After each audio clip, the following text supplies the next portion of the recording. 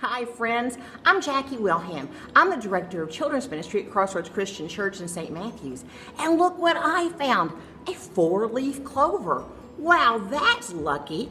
This sort of thing will really bring you confidence, won't it? But, well, not the kind of confidence we've been talking about this month. So, what is confidence?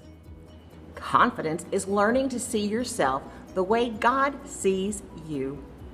This month's memory verse is sure to bring you confidence. Here is something I am still sure of.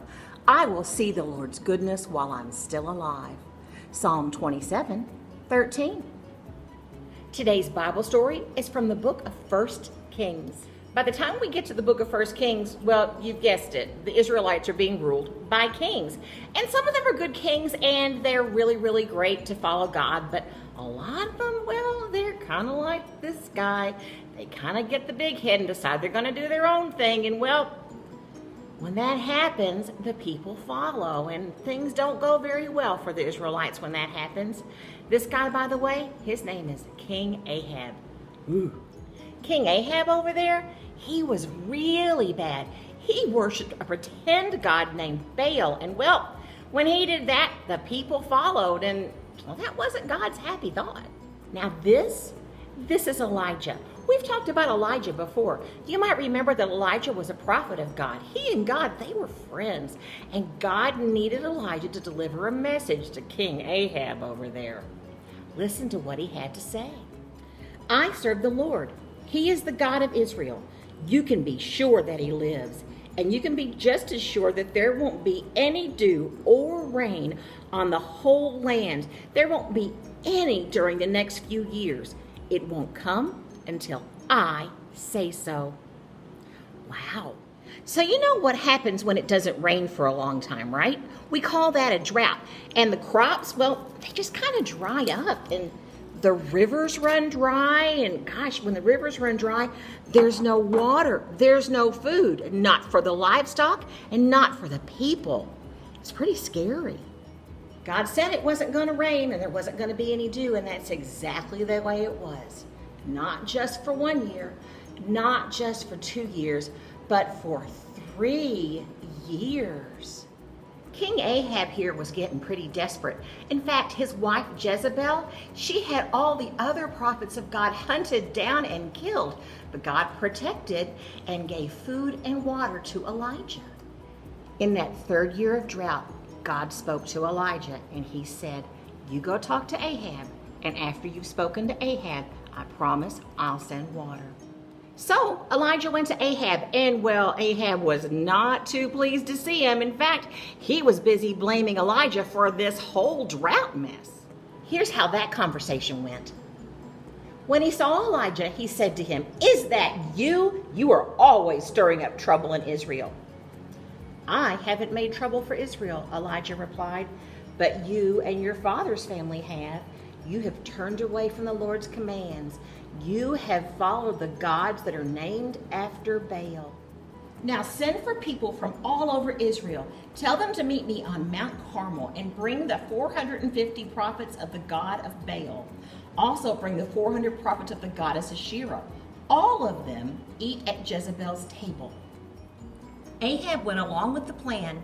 He sent a message through the land, and the Israelites gathered on Mount Carmel along with 450 prophets of Baal. Elijah stood in front of the people and spoke. How long will it take you to make up your minds? If the Lord is the one and only God, worship him. But if Baal is the one and only God, then worship Baal. No one said anything, so Elijah continued and presented the people with a challenge.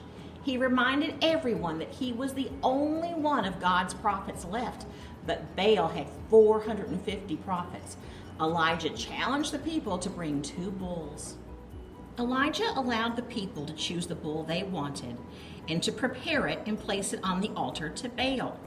He put the other bull on an altar to the Lord, but neither he nor the prophets of Baal would light their altar on fire.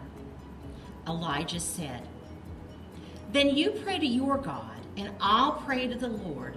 The God who answers by sending fire down is the one and only God.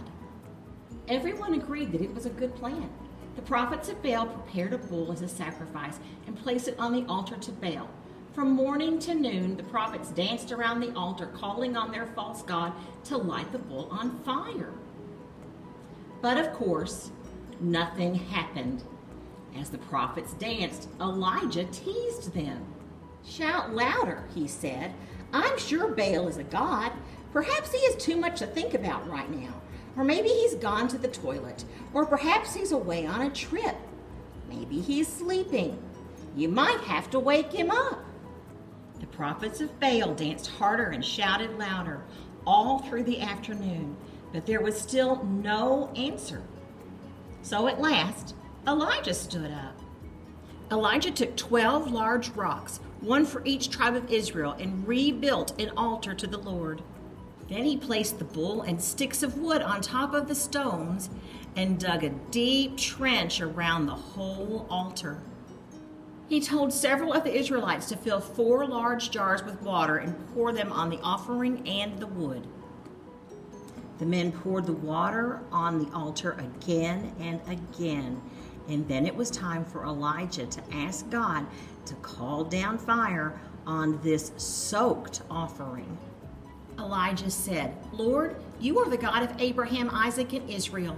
Today let everyone know that you are God in Israel. Let them know I'm your servant. Let them know I've done all these things because you commanded me to. Answer me, Lord, answer me. Then these people will know that you are the one and only God. They'll know that you are turning their hearts back to you." Then flames came down on the altar. They instantly burned up the wet wood and the sacrifice, even drying the water in the trench.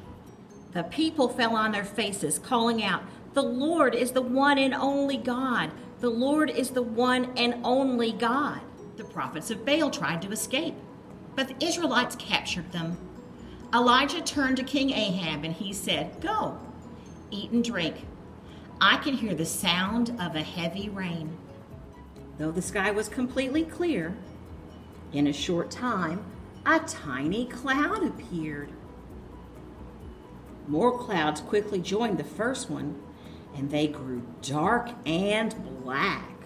The wind whooshed, and the rain began to fall, and before they knew it, the ground was covered with water. Filled with God's strength and joy, Elijah was so excited that he raced ahead of Ahab's chariot and even beat him back to the city. Wow, he had seen God do the impossible. That same God that Elijah saw do the impossible is the same God that we worship. It's the same God that loves you. It's the same God that loves me. Isn't that amazing? Remember, God can do the impossible. So we're halfway through learning the stories that will help us understand how to have confidence by seeing ourselves the way God sees us. I cannot wait to learn the rest of these lessons. I'll see you again next week. Goodbye.